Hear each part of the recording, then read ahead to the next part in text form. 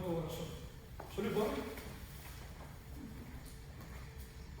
Señor y Padre, que estás en el cielo, te damos gracias por este día y por la oportunidad de venir delante de tu presencia, Señor, rogándote que perdones nuestros pecados, que abras nuestros corazones para recibir tu palabra, Señor, que todo lo que el pastor diga sea inspirado por tu Santo Espíritu, Señor. Te pedimos, Padre Celestial, una bendición por cada uno de los hermanos que estamos aquí presentes, que tú los ayudes, los cuides, los protejas, Padre Celestial, y aquellos que vienen de camino, que vengan con tu paz hasta este lugar, Señor.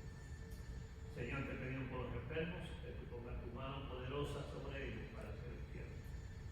Te damos las gracias por todas las bendiciones que tú nos das cada día, Señor, desde por la mañana hasta al otro día, y al otro día, y al otro día, que un día de este, Señor, partamos contigo, Padre Celestial. Te pido, Señor, en el nombre de Jesús, que tú prepares nuestros corazones para el servicio de las 2 de la tarde, Señor. Que todo lo que se haga sea para gloria y honra de tu santo y bendito nombre. En el nombre de Jesús. Amén. Bien, para dar comienzo a la clase de hoy, vamos a buscar en nuestras Biblias, en el Evangelio de Mateo, capítulo 6, versículo 25 al versículo 34. Y así también alguien va a buscarme también Marcos capítulo 4, 35 al 41. Estos van a ser los dos textos de referencia que vamos a usar aquí en la clase de hoy. Le he puesto como título a la clase: Las cargas y temores en un mundo caído. Ese va a ser el título de la clase en esta tarde. Bien, dice la palabra del Señor en Mateo capítulo 6, versículo 25. ¿Alguien me lo puede leer? Amén. Mateo 6, 25 al 34. Que no sustituyaste el afán y la ansiedad. Por tanto, os digo, no os afanéis por vuestra vida, que habéis de comer o que habéis de beber, ni por vuestro cuerpo, que habéis de vestir. ¿No es la vida más que el alimento, y el cuerpo más que el vestido?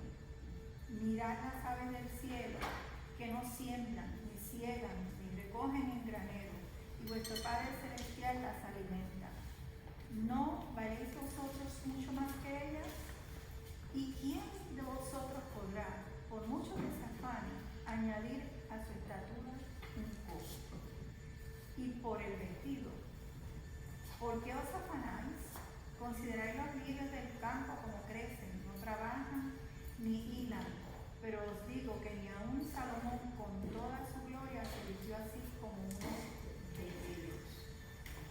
Y si la hierba del campo que hoy es y mañana se echa en el horno, Dios la viste así, ¿no hará mucho más a vosotros, hombres de poca fe? No os afanéis pues diciendo, ¿qué comeremos? ¿O qué beberemos?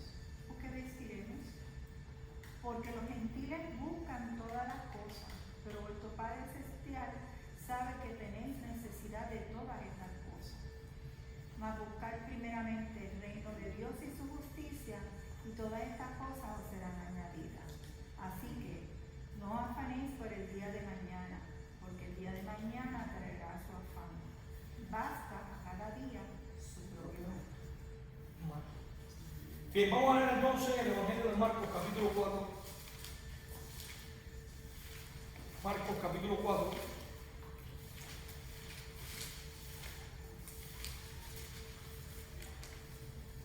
Versículo del 35 al 41.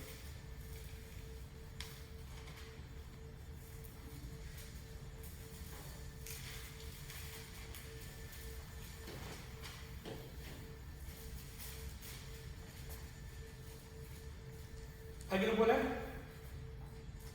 Aquel día, cuando llegó la noche, él dijo, pasemos al otro lado.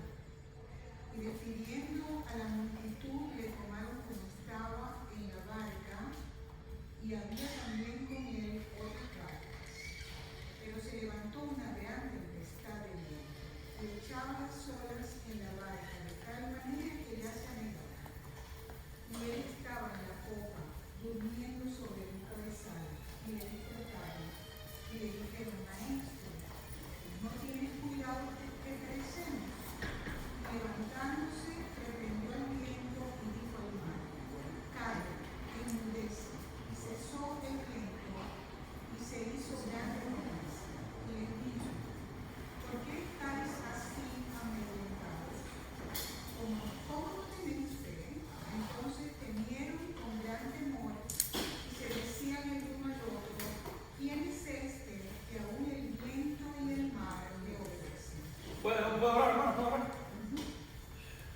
¿Puedo hablar? Padre, gracias, bendito sea tu nombre, te alabamos y glorificamos porque tú eres bueno y tu misericordia es para siempre.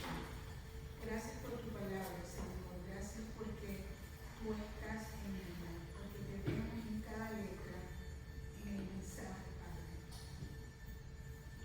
Gracias, Señor, por cada uno de nuestros hermanos que están aquí. Gracias por el pastor. Gracias por la enseñanza que tienes para nosotros. Abre nuestras mentes, que de la mente pase al corazón y que podamos tenerla por obra y ser testimonio para otros. En el nombre de Jesús te lo rogamos. Amén. Bien, vamos a darle comienzo a la clase en esta tarde y le quiero que he puesto como título de la carga: las cargas y los temores en un mundo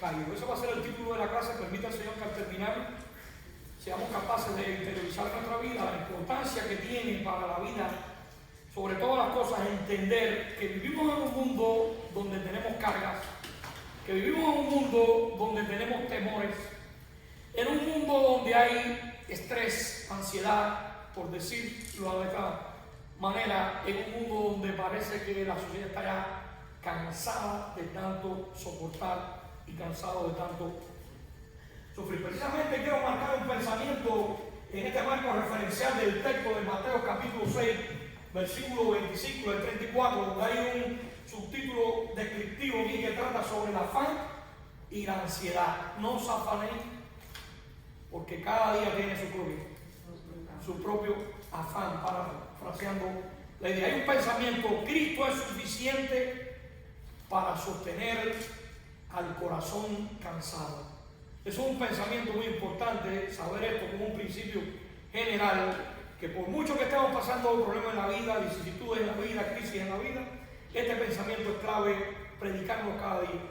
Cristo es suficiente para sostener al corazón cansado. Es importante que entendamos esto, mis queridos hermanos, porque como tema vamos a hablar de las cargas y los temores de este mundo, cómo las cargas y los temores de este mundo revelan la incapacidad del corazón humano para sostenerse a sí mismo. Pero, hablando de un contraste, Cristo se presenta en la Biblia como el Rey soberano que hizo la creación, sustenta la creación, preserva la creación, provee para la creación, como el Rey suficiente que calma nuestras tempestades, nuestras tormentas, y así también sostiene a su pueblo en medio de las vicisitudes y las pruebas. Hemos hablado muchas veces cuando aquel Señor edificó su casa sobre la arena, y hablamos también del que edificó la casa sobre quién, sobre la roca. Pero es importante que nosotros entendamos una realidad: el contexto de los dos eran las tormentas. Los dos estaban pasando por qué, por tormenta. Entonces hay que definir cuándo es una tormenta de corrección y una tormenta de perfección.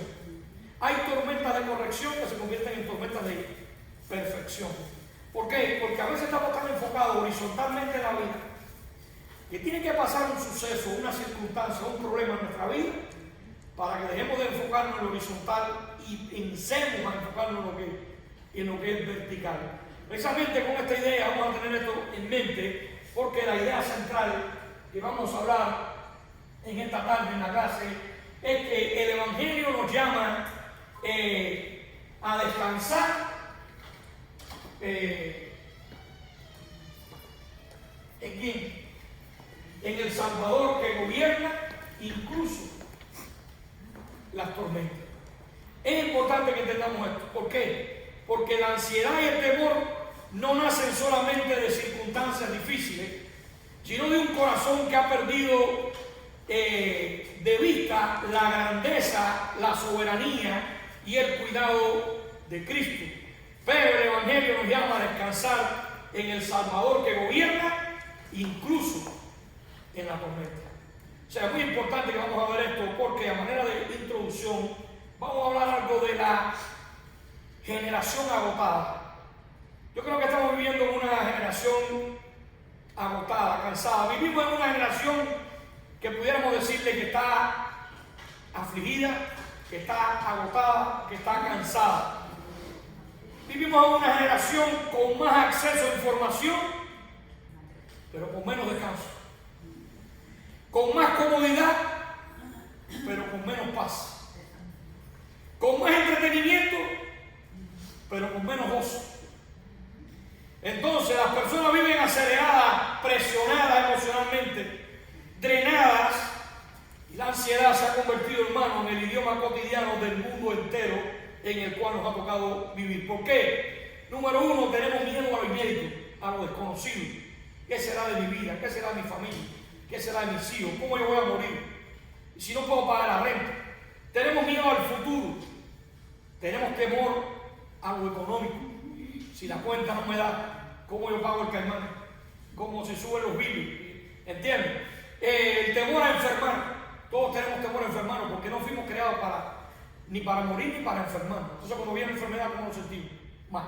Todo. No hay guapo. Cuando viene enfermedad, nos afligimos. Empiezan los temores. Tenemos temor a fracasar. A veces no emprendemos las cosas porque tenemos siempre temor aquí al fracaso. Cada vez que no se me ocurrió una idea, siempre o la mujer o el hombre, uno de los dos pone piedra de aquí. De tropiezo, porque tiene temor a que no se dé el trabajo, no se dé el negocio y fracasen. Entonces lo poco que tienen de economía planificada se eche que cosa. Entonces ese temor está también dentro de nosotros. Entonces tenemos temor a perder la familia, temor a perder los hijos, temor a perder el matrimonio, temor a perder las propiedades, las casas, temor a quedarnos solos. Por eso es el síndrome del nido vacío. Y temor a no ser suficiente en la vida. Y lo digo de esta manera, mis queridos hermanos, porque detrás de todos esos temores existe una realidad más profunda, y es que el corazón humano quiere controlar una vida que nunca fue diseñada para controlar. Tú y yo no fuimos creados para controlar, pero sin embargo queremos ser el papaupa de la materia. Queremos controlarlo todo, como dicen los dominicanos. Entonces ese es el problema central. La ansiedad no es solamente emocional, es profundamente algo espiritual. Y lo vamos a ver. ¿Por qué? Porque muchas veces el corazón intenta ocupar un lugar que solo le pertenece a Dios. Y sin embargo nosotros queremos que el mundo gire a nuestro alrededor. Nosotros hacemos el esqueín. Es que siempre estamos buscando justificación. O el yoísmo, o lo mío primero, o el protagonismo, pero nosotros queremos ser ¿qué cosa? El centro. Ahora, muy importante, queremos controlar el mañana. Otras veces queremos asegurar el futuro. Otras veces queremos sostener nuestra vida. Queremos manejar a todas las personas que viven y conviven con nosotros. Y queremos evitar el sufrimiento. Y nada de estas cosas las podemos controlar. ¿No es así? Por no poder controlar esto vienen las preocupaciones. Y las preocupaciones, el 90% de las preocupaciones nunca ocurren. ¿Ocurren dónde? En la mente. Porque yo quiero ser el que tengo control. Porque la sociedad nos vende el rico vale más que el pobre.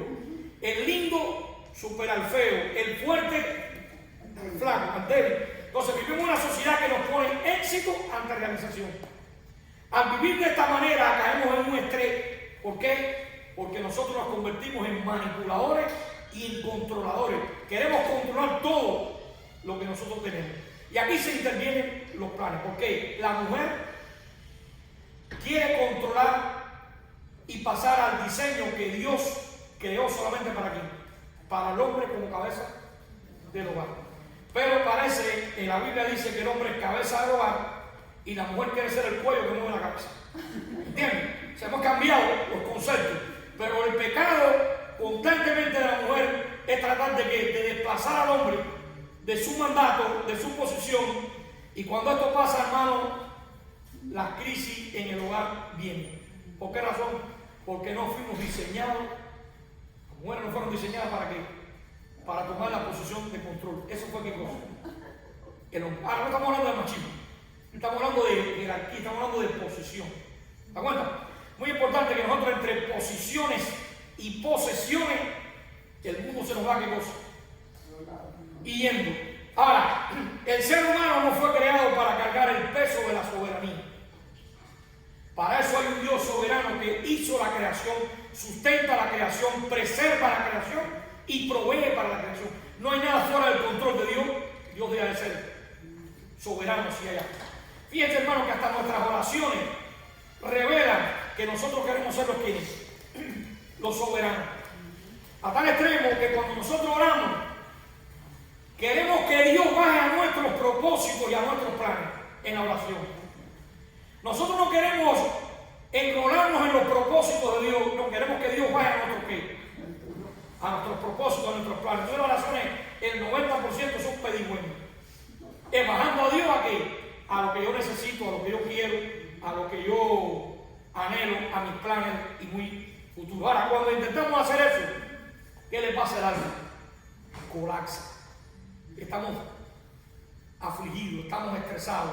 Pero por eso Jesús en Mateo 6 no simplemente da consejos para relajarse. Cristo ahí confronta el corazón. Porque el Evangelio no vino solamente para darnos alivio temporal. El Evangelio vino para reconciliarnos con el Dios en quien fielmente podremos descansar. Y es importante que entendamos eso. Tenemos que dejar de seguir jugando a ser Dios. Yo no soy el papaúba de la nativa. Yo no soy el que tengo el control. Y esto es importante que nosotros entendamos esto, hermano, porque a manera de una ilustración, casa de mi abuela había un cuadro como una batalla, pero había un caballero templario que estaba en el caballo y que quería y estaba rescatando al herido que había caído, y él con su mano lo estaba levantando y tomándolo en el caballo para salvarlo en medio de la pelea. Y siempre uno creció con aquella foto en la imagen de que uno era el jinete que vino a rescatar a aquel que estaba, ¿qué cosa? Caído. Eso marcó a tal extremo la sociedad y la mente de uno, que nosotros donde quiera que estamos siempre queremos, ¿qué cosa? Rescatar. Yo no sé si ustedes se han fijado, pero todo el que viene a vivir a este país, la gente piensa que somos el jinete y que dejamos atrás, tenemos que rescatarle. Y si no, ¿cómo rescatarlo? ¿Cómo nos sentimos? Mal. Pero ¿cómo nos sentimos cuando podemos mandarle una ayuda económica por resolver algo? Nos sentimos como, wow. ¿Por qué? Porque nos sentimos como el jinete. Y hermano, el jinete es Cristo. Yo no soy el Salvador. Yo voy a fallar. A los efectos de cualquiera yo puedo ser uno. Yo no puedo resolver el problema de todo el mundo. Pero esto me trae ahí y está para mí me trae una lucha muy grande, porque yo tengo tantos amigos, tantas amistades. Pero todo el mundo cree que uno vive aquí en una matita, ya sabes, y constantemente, siempre que hay una llamada, viene un problema. Y es verdad que tiene los problemas, pero lo que no se dan cuenta es que nosotros tenemos más problemas muchas veces que ellos. ¿Por qué razón? Porque en los países donde nosotros vivimos aparentemente tenemos una casa y nadie nos vota. Pero aquí tú lo que tienes no tienes una casa, tú lo que tienes es una deuda. ¿Me entiendes? Tú debes $200,000 o $300,000 de la casa de lo que tú vales. ¿Es verdad o no es verdad? Entonces hay que ser bastante hombre para contarse a los niños y decir, debo el carro, debo la casa. No, fácilmente se agota. ¿No es así? Porque a veces vienen problemas y vienen luchas que no dependen que son deseos y no son metas. Cuando tú conviertes los deseos en metas, tú vas a hacer una sobrecarga de los procesos de excitación y visión y puedes caer con una neurosis. ¿Por qué? Porque en tu corazón hay algo que se hace más importante que Dios. Y cuando tú no puedes, cuando tú confundes metas con deseos, caes en una crisis. Una meta para mí puede ser amar a mi esposa, que ella me ama a mí, es un deseo. ¿Entiendes? Si yo convierto deseos en metas, puedo caer en una crisis. Porque una meta para ti, la meta es lo que depende de ti. El deseo depende de ti. ¿Entendemos la idea? Cuando hay una cosa que no depende de ti, eso es un deseo. Tú tienes que por los deseos orar a Dios. Y por las metas tú tienes que trabajar. En lo que tú puedas ayudar es una meta, tú lo puedes hacer. Pero hipotéticamente que toda tu familia venga a vivir contigo aquí, eso es un deseo. Eso es una meta. Por ejemplo, predicarle a por San Lucio es una meta, podemos hacerlo. Pero que por San Lucio se convierta en un deseo. Que la iglesia se llene de gente es un deseo, eso es una meta. Eso no depende del pastor ni depende de nosotros. Dios añade a la iglesia los que han de servir. O sea, por todo es importante eso, porque cuando nosotros convertimos deseos en metas, caemos muchas veces en crisis. ¿Por qué? Porque creemos que nosotros somos los autosuficientes, es mi capacidad, es mi inteligencia, es mi estrategia, es que eres una persona de mucha sabiduría. ¿Y qué pasa cuando yo no puedo cumplir con esas expectativas? Vienen las comparaciones. Porque mira a fulano cómo vive, mira la casa que tiene, mira el carro que anda, mira lo que no tiene. Y empiezan a ver qué cosa. Las comparaciones y vienen muchas veces las crisis. Porque el ser humano no fue creado para cargar el peso de la soberanía, que solamente de quién. Ahora, cuando intentamos hacerlo, el alma colapsa. Yo no sé si te das cuenta, pero casi la mayoría de los hombres tienen una enfermedad que se llama la cefuela juventud. ¿Me entiendes? Es una realidad. Y si usted va, por ejemplo, si vas al Gol de Corral, que es un restaurante que me gusta a mí, y no le gusta a nadie, pero es que me gusta a mí. A mí me encanta, ese es el que me encanta a mí. Pero a la gente no le gusta, ese es el de los chinos, pero bueno. Lo que les quiero decir es que si usted se fija en los hombres americanos, todos entran así. Y las mujeres son así. ¿Me entiendes? Y el hombre flaquito así, pero come jorobado. ¿Por qué? Porque este hombre ha sido el que ha doblado el lomo toda una vida y la señora ha vivido como que como la reina, como la princesa. Este es un chiste, pero fíjense bien la realidad. Jesús habla aquí en Mateo 6, no simplemente de consejo para relajarse. Aquí Cristo les confronta el corazón. Porque el Evangelio no vino solamente para darnos alivio temporal. ¿Vino para qué? Para reconciliarnos con el Dios en que finalmente nosotros podremos ¿qué cosa? Descansar. Vengan a mí los que están trabajados y cansados y yo los haré ¿qué cosa? Ahora analicemos el contexto del pasaje. Mateo 6 forma parte del sermón del monte. Jesús está enseñando cómo vive alguien que pertenece al reino de Dios. Después de hablar sobre tesoros terrenales, después de hablar de riquezas, después de hablar de falsos señores, Cristo ahora confronta un enemigo, el afán. ¡Wow! Porque la preocupación revela dónde está nuestra confianza. Y la ansiedad muchas veces es una adoración equivocada. Cuando uno se siente deprimido es porque hay algo que se hace más importante que Dios en su corazón. Cuando una persona está enojada es porque tiene una meta que ha sido bloqueada. ¿Entiendes? Muy importante que tengamos esta realidad. Alguien dijo, si no tienes nada que comprarle a Satanás, no le visites la vidriera. O sea, no es un humor si tú no tienes nada que comprar, porque cuando entre y salga no va a salir otra cosa. El mismo. ¿No es así?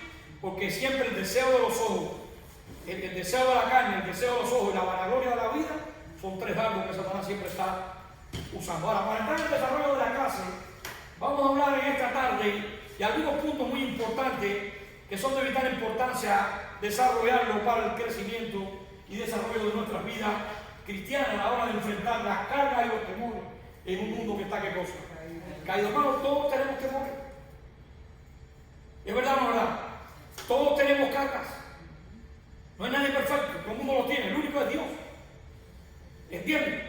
Bueno, primeramente primeramente vamos a ver el temor revela la limitación del corazón humano.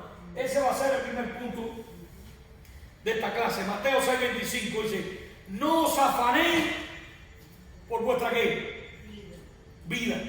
La palabra afanéis habla de una mente dividida, arrastrada en múltiples decisiones. Hermano, la ansiedad fragmenta el alma.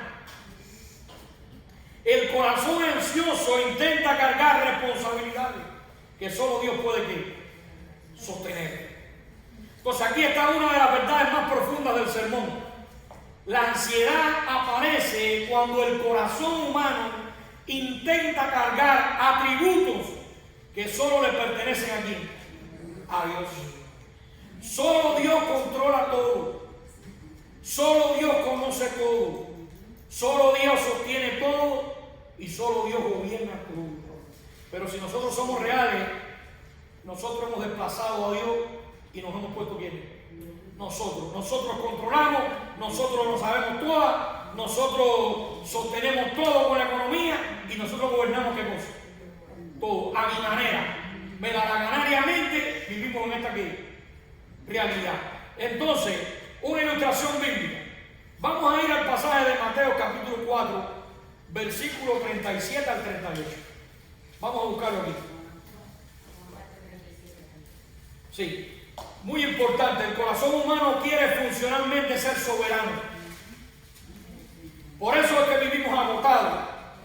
Y por eso es que la ansiedad muchas veces es el alma intentando ser divino. ¿Es Marco? No, casi bien. Marcos 4, 37 al 38. Sí, pero vamos a especificar 37 al 38. Perdón. ¿Lo tenemos? Sí. ¿Lo puedo leer? Sí, lo puede leer. Okay. Fíjense bien, porque estamos aquí en el contexto de una tormenta. Aquel día, cuando llegó la noche, les dijo: pasemos al otro lado.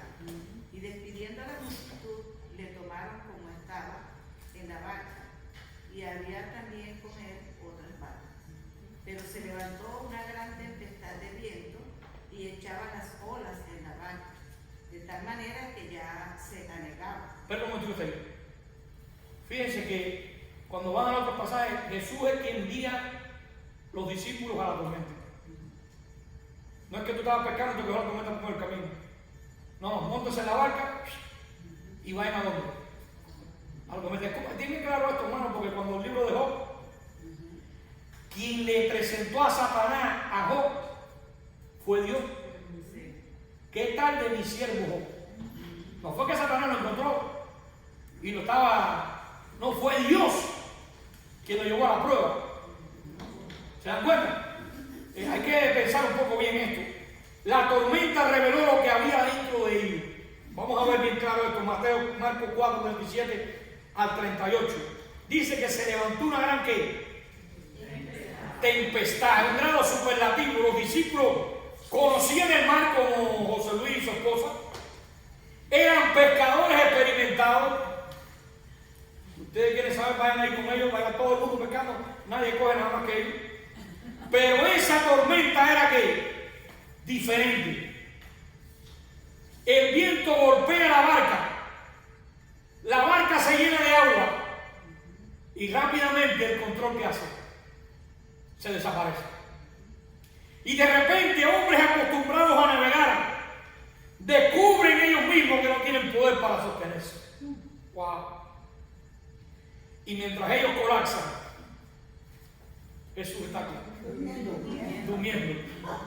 Y eso para mí parece desconcertante. ¿Sabe? Cada vez que yo tengo que cruzar para ir a trabajar y llueve y yo veo el mar, siempre me acuerdo de Solís, de su esposa y de Jacob. Es un barquito que ellos tienen. ¿Cómo ellos van para adentro, para ese mar, con las olas, con la tempestad, volando? ¡Wow! Yo nada más de pensar en eso Sí, porque es muy fácil como usted, pero usted se para en un lugar y usted no ve nada. Que lo único que usted ve es más para acá, es más para allá. Es impresionante. Es impresionante. Yo fui con Alcide Y así me llevó al momento del lugar donde se abre, termina aquí el río y sale para allá y sale para enfrentarse a ese mar inmenso. Y allí en ese momento le dije, o miras o me tiro. Porque yo saqué la cuenta más o menos, nadando de aquí a allá yo puedo llegar a la orilla. Pero para allá no llego. Y de veras que me puse nervioso, porque es una cosa así que tú no ves nada. ¡Wow! Así que ¿cómo será eso de noche? Y sin embargo a José Luis Aguanta le encanta pescar de noche. Y es muy importante eso. Aguanta. Así que cuando ustedes sepan que ellos están pescando, no sacan que todos los ángeles están con ellos. Ahí sí que... De repente hombres acostumbrados a navegar descubren que no tienen poder para sostenerse. Y mientras ellos colapsan, el que tiene el control del mundo, el creador, el sustentador, está en qué cosa. Y yo me digo, hermano, ¿por qué nos preocupamos? Despertemos al hombre, despertemos al maestro. Él está ahí, él tiene el control. Pero primeramente ellos estaban por su capacidad, por su experiencia, por su sabiduría, por su fuerza como pescadores, tratando de controlar qué cosa. La barca. ¿Cuántas veces nosotros siempre tratamos de controlar la barca? Y vamos a Dios cuando ya no hay esperanza. Cuando ya estamos hasta aquí. ¿Es verdad o no verdad? Y el Señor se lo había dicho Ajá. al principio, pasemos al otro lado. Pasemos al otro lado. Wow. Es decir, yo estoy en control. Pero, siga, hermano. ¿Qué era lo que tenían que hacer? ¿Quedarse dormidos también con él? No, vamos a llegar a ese desarrollo. Lo que quiero decir es que en medio de ese problema, la tendencia del ser humano es que tratar de resolver qué cosa. Y no está mal, todo el mundo así. Cuando Jonás, ¿qué pasó? Fue igual, todo el mundo empezó a tirar, tiren esto, tiren lo otro, ¿qué es lo que está pasando aquí? Pero ellos estaban viendo como pescadores que había algo, que esa tormenta no era usual, porque ellos estaban acostumbrados a qué? A pasar por mar, a pasar por tormenta, y eso que iba ahí en ese lugar no era, era algo diferente a lo que ellos estaban acostumbrados aquí. Bueno, y este pone, por ejemplo, José Luis dice, cada vez que empieza a llover, mamá roba una boya. Él tiene soluciones, ¿ves? Pero el que no sabe eso, se tira esa hoja en el desorden. Miremos bien esta realidad, porque para mí este cuadro panorámico me parece desconcertante. Nos vamos a jugar, los truenos, la tempestad, la manera, la oscuridad, y Jesús está ahí durmiendo. ¿Cómo puede dormir en medio de... Bueno, hermano, muy importante, el corazón ansioso siempre piensa. Si Dios realmente me amara, intervendría inmediatamente en la situación que yo estoy pasando. ¿Cuántas veces hemos pasado así? Si Dios fuera tan fiel, si Dios fuera tan real, si Dios me amara a mí, yo no estuviera pasando por esta prueba. ¿Me ha pasado o no ha pasado? ¿Por qué yo? ¿Y por qué no aquel satánico, aquel diabólico que le venía a meter un cáncer en la cabeza? Porque para nosotros pedimos qué cosa, misericordia, pero para el vecino pedimos justicia. Cuando me toca a mí, el Señor, ayúdame, perdóname, misericordia. Pero que cuando es para el que me hace a mí, justicia. El que abraza la paga. Vamos a ver esa realidad.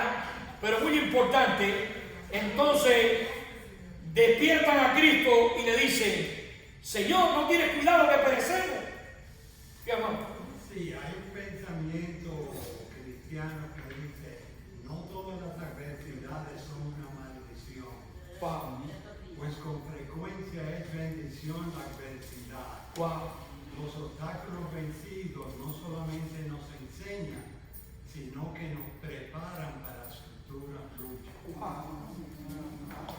Y eso es precisamente lo que vemos en Job, cuando le dice en el capítulo 4, versículo 2 al 7, si probáramos a hablarte, te será molesto. Le dijeron a Job. Pero aquí tú enseñabas a muchos, tú fortalecías las manos débiles, a que te empezaban a interesar tus palabras, tú esforzabas las rodillas de los que le caían. Dice, más ahora que el mal ha venido sobre ti, te desalienta. Cuando ha llegado hasta ti, te turba, no te demores en tu confianza, no es tu esperanza la integridad de tu camino. Hermano, hay que saber lo que es la voluntad decretiva de Dios y la voluntad perceptiva.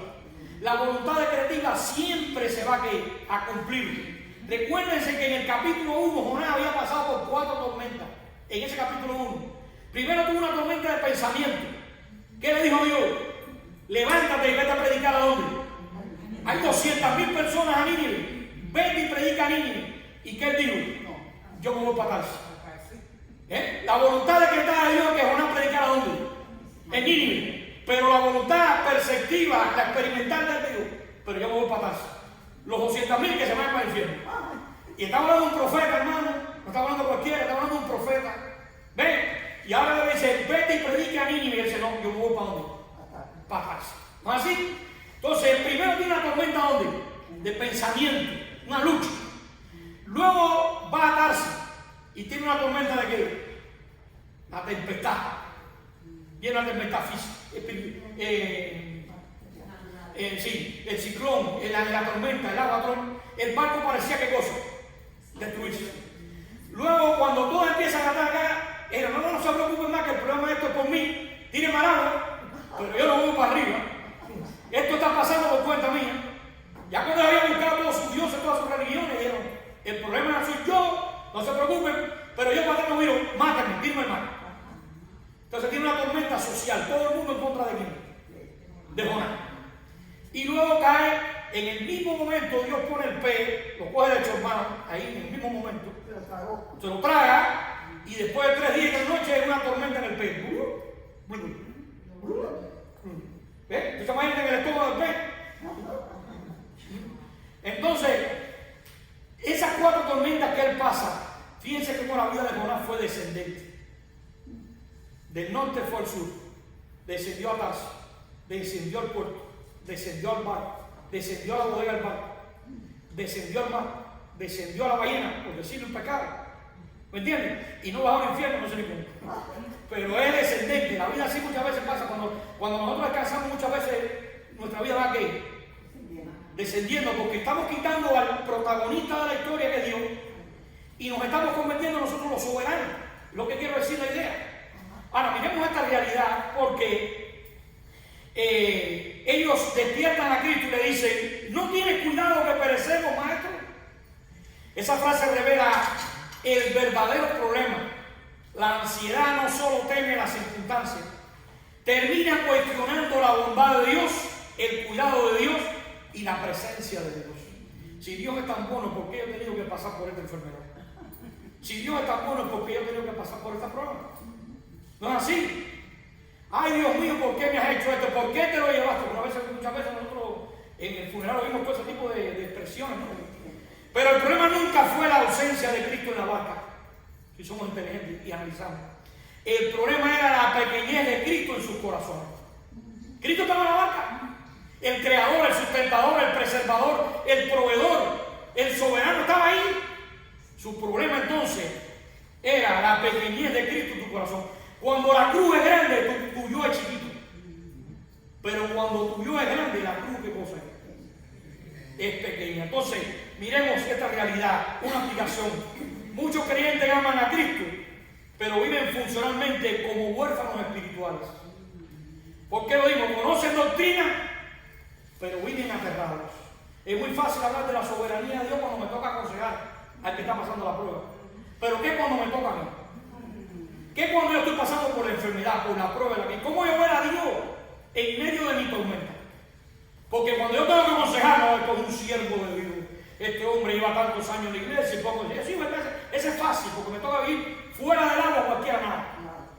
El problema es cuando yo estoy metido en el zapato, cuando yo estoy metido en la tormenta. Ahí es donde, ¿cómo yo descanso en un Dios soberano? Lo que yo he predicado con la boca, ¿cómo lo vivo ahora? Como me pasó a mí cuando me fueron a operar. Yo predicando a todo el mundo el héroe, todo el mundo predicando el evangelio. Y cuando me tocó a mí me enseñaron una aguja que era así la mocha de Sandoka. Y me desmayé 6 veces. Nada más hacía así, ¡pum! Y ¡pum! La gente me decía, pero y lo que tú predicas, yo decía, no me lo digo y no lo veo hago. ¿Me entiendes? 6 veces me desmayé nada del Señor de ver la aguja. Pero era muy fácil antes de a mí yo predicaba a todo el mundo, Dios te bendiga, Dios está contigo. Cuando me tocó a mí vi la aguja aquella era cuando era el problema grande. Entonces es muy fácil hablar de la soberanía de Dios cuando te toca ¿qué? Aconsejar. ¿Cómo ver la soberanía de Dios cuando me toca mi problema? Es lo importante. Entonces, cantan muchas veces, cristianos conocen doctrina, pero viven muchas veces aterrados. Cantan sobre la soberanía de Dios, pero viven como si todo dependiera de ellos. Contra viento, marea y tempestad yo he venido a alabar a mi Señor. La primera tormenta no vino a la iglesia. Muchas veces buscamos falsos refugios. Muchas veces buscamos malos refugios falsos. Dinero, entretenimiento, productividad, redes sociales, aprobación humana, control.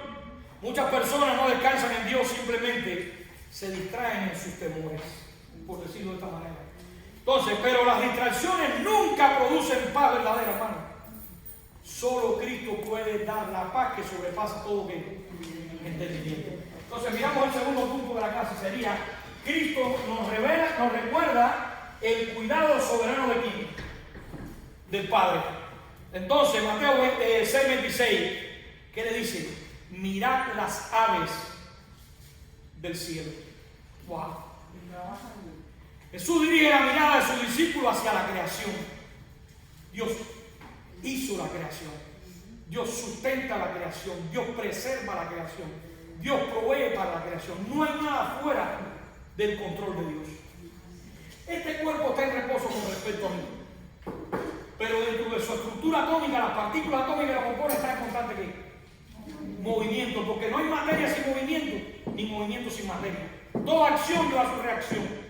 Si la reacción de esas partículas es eterna, tiene que haber una acción que cosa eterna. ¿Por qué? Porque Dios es eterno. ¿Entendemos la realidad? Muy importante que entendamos esta realidad. Él lo lleva a la creación. Recuerda que hay una revelación general, Dios habla a través de la creación, de los eventos de la historia, y hay una revelación especial, Cristo, su palabra. Entonces aquí aparece el corazón del Evangelio. El creyente no es un accidente cósmico, es un hijo amado por el Padre. La cruz demuestra eternamente que Dios no abandona a los suyos. Porque si el Padre entregó a su Hijo por nosotros, pregunto, ¿cómo nos sostendrá también nuestras vidas? Wow. Hermano, la ansiedad interpreta a Dios a través de las circunstancias. El Evangelio nos enseña a interpretar las circunstancias a través de la cruz. ¿Es la diferencia? Entonces, aplicación. Tal vez hoy tú viniste aquí agotado, cansado, frustrado. Tal vez hoy tú viniste emocionado y cansado. Tal vez hoy te sientes preocupado por el mañana y por el futuro de tu vida, de tu familia, de tus hijos. Tal vez hoy estés luchando con la incertidumbre de las cosas y de lo que está pasando con tu vida. Tal vez hoy estés cargando con presiones familiares.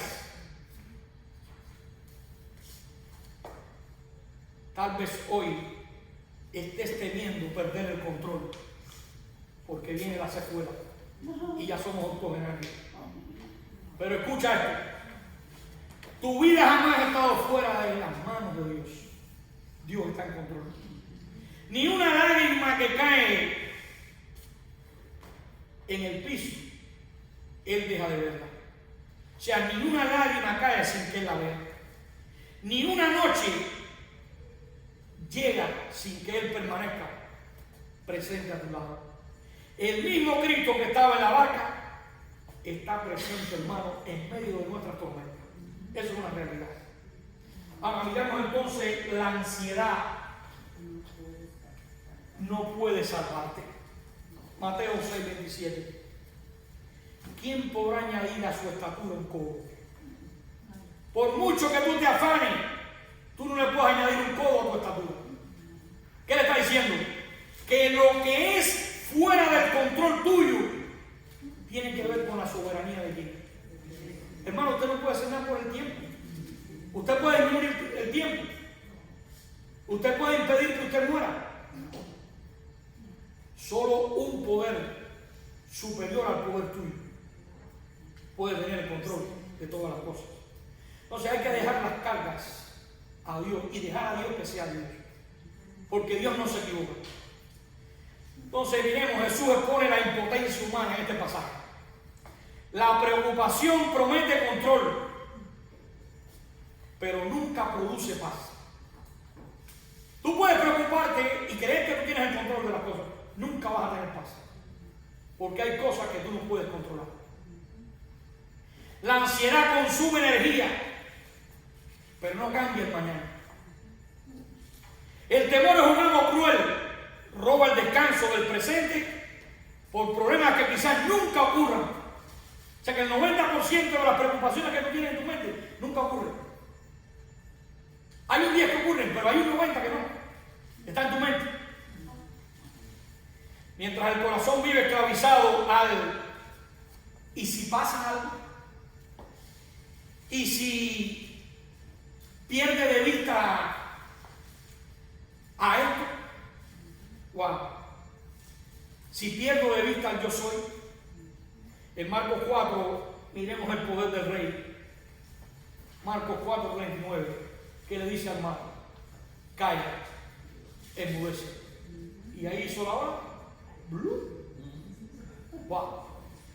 Bueno, Jesús se levanta y con una sola palabra el mar se somete. Aún la creación reconoce la voz de su creador. El viento obedece, las olas retroceden, la tormenta se rinde ante la palabra de Cristo. Y entonces Jesús pregunta, ¿qué pregunta? ¿Por qué estáis así amedrentados? ¿Acaso yo no estoy aquí? ¿El maestro no está aquí? Wow.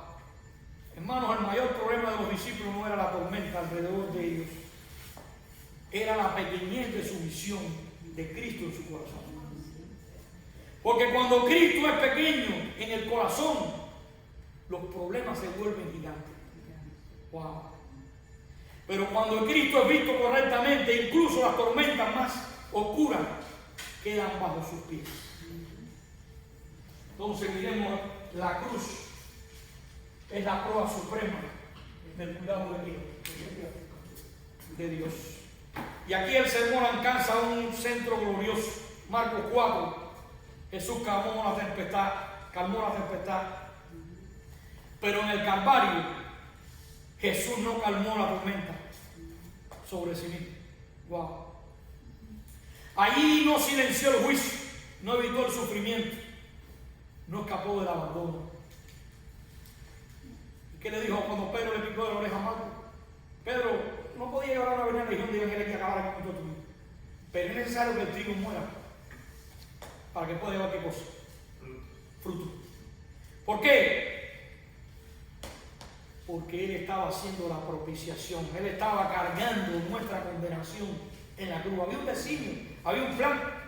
Entonces, hermano, la tormenta de la ira divina cayó completamente sobre Cristo. La propiciación. El peso de la ira de Dios cayó sobre él, para que ninguna tormenta pudiera destruir eternamente a ningún hijo de él.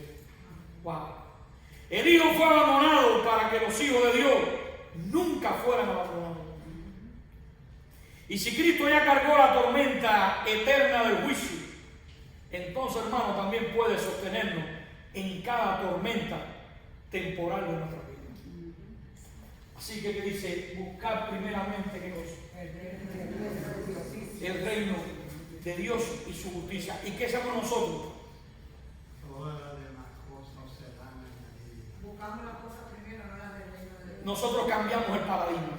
El paradigma es busca primero el reino de Dios y su justicia. Y todas las demás vendrán por qué. Ya las añadiduras están. Pero ¿qué hacemos nosotros? Trabaja, lucha y negocia. Si da tiempo, busca a Dios. Entonces, hermano, Mateo 6:33, vamos a buscar primeramente el reino de Dios. Jesús no enseña indiferencia irresponsable, enseña prioridades redimidas. La ansiedad crece cuando las cosas temporales se convierten en dioses funcionales. Pero cuando Cristo se vuelve el tesoro supremo, todas las demás encuentran su lugar correcto. En otras palabras, el Evangelio reorganiza el corazón. Entonces, hermano, el creyente puede descansar no porque la vida sea fácil, sino porque Cristo reina y está sentado en el trono. Wow. Entonces, el creyente puede descansar por esta gran realidad. Hagamos una aplicación final. Tal vez hoy llegaste aquí agotado. Tal vez hoy estés preocupado. Tal vez hoy estés emocionalmente quebrantado.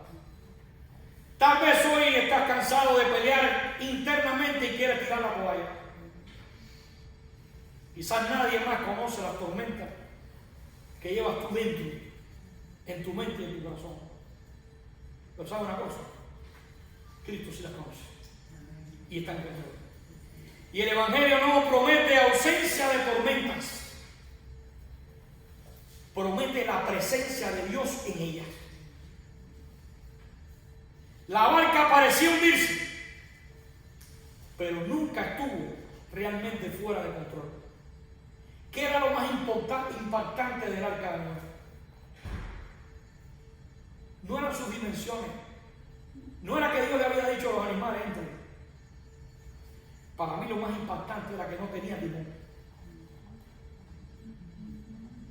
Como diciendo, el timón de este barco lo tengo yo. Yo soy el que tengo, yo soy el capitán. El capitán de esta barca soy yo. Y qué bueno saber que el capitán de las tormentas es Cristo. Y por eso tenemos que mirar aquí a Cristo. Porque cuando Cristo está dentro de las tormentas, tenemos que descansar en que a los que a Dios aman, todas las cosas les ayudan a bien. Y mientras Cristo permanezca en la barca, la historia nunca terminará en destrucción. Así que quiero concluir en esta tarde con estas palabras. El Salvador que sostiene a su pueblo, las manos que calmaron el mar, son las mismas manos atravesadas por nuestros pecados. El Cristo que reprendió el viento es el Cristo que venció el pecado, la muerte y el infierno en la cruz. Y hoy sigue sosteniendo a su pueblo en medio de las tormentas. Así que, hermano, el creyente puede temblar, pero no será destruido. Como ese palo, derribado, pero no destruido.